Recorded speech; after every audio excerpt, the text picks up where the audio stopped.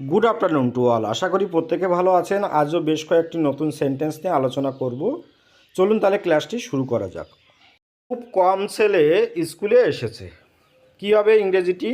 Very few boys came to school. দয়া করে আমাকে সাহায্য করুন, প্লিজ হেল্প মি। সাপটা ছেলেগুলোর কাছে মার খাচ্ছে। The snake is beating at the boys. ওকে,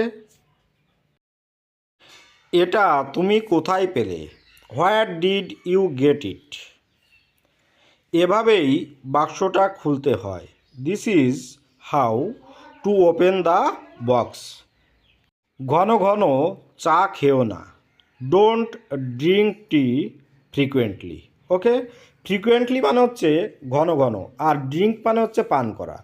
যেহেতু মানে খাওয়ার জন্য নিষেধ করা হচ্ছে, ওই জন্য লিখেছি don't drink tea frequently. Okay,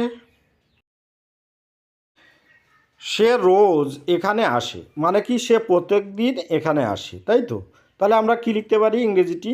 he comes here everyday. Everyday মানে হচ্ছে প্রত্যেক দিন, আর কামস মানে আসা, আর হেয়ার মানে এখানে। তারা সাবধানে হাঁটে।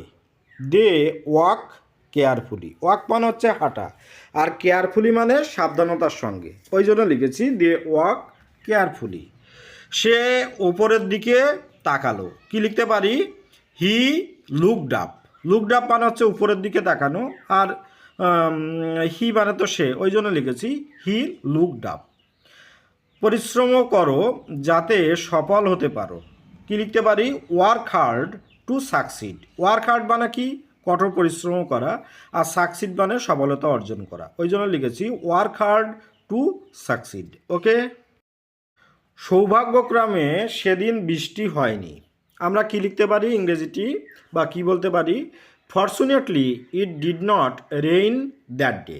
ওকে, ফর্চুনেটলি মানে হচ্ছে সৌভাগ্যক্রমে, আর ডিড নট রেইন মানে বৃষ্টি হয়নি, দ্যাট ডে মানে সেদিন। ওকে, দরজায় একজন ভিখারি দাঁড়িয়েছিল। এ বেগার স্টুড অ্যাট দ্য ডোর। বেগার মানে হচ্ছে ভিক্ষুক, আর স্টুড মানে দাঁড়িয়ে থাকা, ওই জন্য লিখেছি a beggar stood at the door. আকাশে মেঘ নেই। কি বলতে পারি? There is no cloud in the sky. Cloud মানে মেঘ, আর ইন দ্য স্কাই মানে হচ্ছে কি? আকাশে, ওই জন্য লিখেছি there is no cloud in the sky. Okay, তাহলে ভিডিওটি আজকের মতো এখানেই শেষ করছি। ভালো থাকবেন সবাই, আপনাদের দিনটি শুভ হোক। আর অবশ্যই বাড়ির ছোট ছোট ছেলে মেয়েদেরকে শেখাবেন, দেখবেন ওদের ভিতটা অনেকটা মজবুত হবে। ওকে।